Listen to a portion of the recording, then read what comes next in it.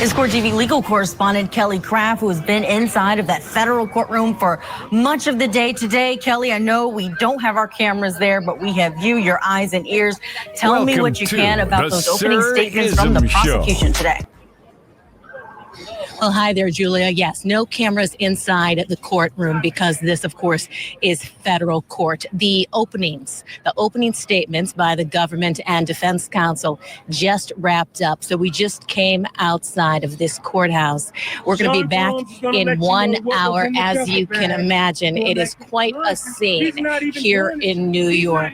Hundreds of people around, people yelling, showing their support for Sean Diddy Combs. Some people, of course, showing their dislike for some of the things that he has been charged with in this case. So the prosecution started. We do have a full screen of some of the things that the government said in its opening statement. You can see that it says the prosecution's opening statement to the public. He was Puff Diddy, or Diddy, a cultural icon, a businessman, larger than life.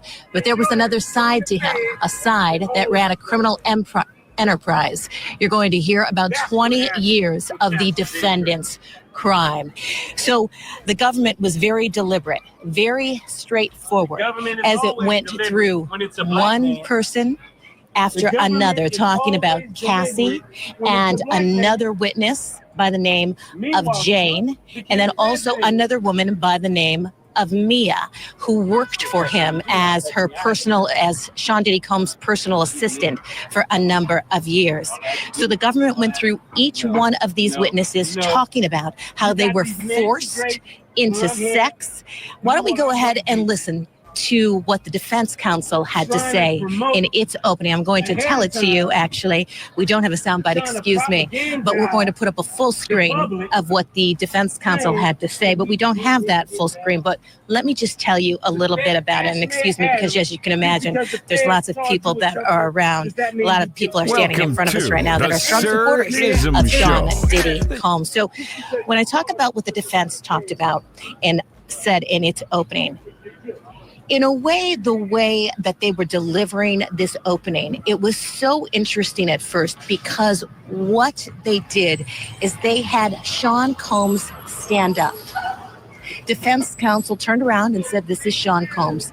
He stood up. He is wearing a light-colored sweater, a shirt underneath, also light in color, and he stood there, and she introduced him to the jury, talking about his genius, how people wanted to be around him because he was so charismatic.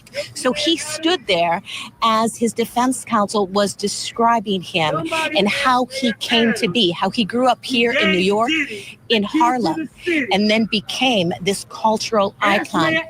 They talked about money and how the witnesses that you're going to hear from had 30 million and have 30 million reasons to come up here and tell you what took place, that they took this money, that they wanted something from Sean Diddy. They weren't forced. These were adult women, strong women, capable women, and they made a personal choice to stay in these relationships. This was not a crime. So that's kind of a gist of what defense counsel was saying in its opening statement. But again, quite a scene outside this New York courthouse. We're going to make our way back inside. You have to get in line to make certain that you get a seat inside the courtroom. You can't bring electronics of any kind inside the courtroom. So there's a line for that as well. But a lot of people, as they were listening to the openings, snickering at times during some of it, in which the defense counsel was talking about the baby oil, talking about how you're going to hear about the baby oil. You're going to hear about intimate details of someone's sex life and how these women were willing participants. She said it's going to be uncomfortable at times. And like any relationship, you're going to hear how this relationship also was toxic. So, Julia, that's kind of the latest here. If you If you have any other thoughts or questions you want to ask me, go ahead. Kelly, yeah, first of all, can I say you are an amazing professional to be able to stay focused when I'm hearing that supporter there in the background talking about Diddy getting the keys to the city at some point in New York and going on and on. But you are taking us there inside of the courtroom, so we are so grateful for that. I do want to ask you about this first witness that the prosecution is going to call. I understand that it has to do with the hotel surveillance video, because we've been wondering, where did this surveillance video come from if Sean Diddy Combs paid someone $100,000 to obtain it for himself? That's one of the things that was talked about in the openings, Julia. So he had thought that there was maybe just one copy of this video when in fact there wasn't. So we're expected to hear from this witness who was handed a bag full of $100 bills. So he's going to testify about being, quote unquote, blackmailed to hand over this video. Julia. All right, Kelly Craft, thanks so much. We'll let you get back inside of that courthouse. All right, we're hitting the pause button there on that evidence coming out of Massachusetts to turn our attention to both now completed their opening statements in the sex trafficking trial for hip-hop mogul Sean Diddy Combs. And joining us now live on the ground is Court TV legal correspondent Kelly Craft, who has been inside of that federal courtroom for much of the day today. Kelly, I know we don't have our cameras there, but we have...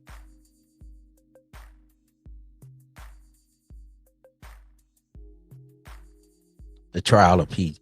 Diddy. The trial of P. Diddy. Do you think he's going to get off? He's in the fight of his life, facing 15 years to life in prison for being a freak, for running a trafficking operation, for using his power, abusing his power, his influence. Is it all just rhetoric? Is it true? They always find a way to seem to take out the black man. But is P. Diddy really a monster? This is what people say. You've had a lot of the clear people. They've been taken to trial. Epstein, gone. Will P. Diddy make it? It's amazing. They always find a way for the black man in the end. James Brown once said, you never get out clean. They're going to find something on you. The trial of P. Diddy. Is it the trial of the century? It's going to be a very interesting next 2 months. Cassie in the courtroom, pregnant. They have an 8-minute audio of her trying to extort Puff Daddy, P. Diddy, the diddler. No Diddy. But did he really do it? Did Diddy really do it? Is he the monster that everyone says he is? Is it all just a witch hunt from Diageo? The alcohol. From Diageo, the alcohol kingpins. Did P. Diddy get too big for his britches? Some people say it's a conspiracy. It's a witch hunt. Some people say he's tied into certain people and entities that no one knows about. The next 2 months, it's really going to be a telltale. The diddler P. Diddy trial. Impurities.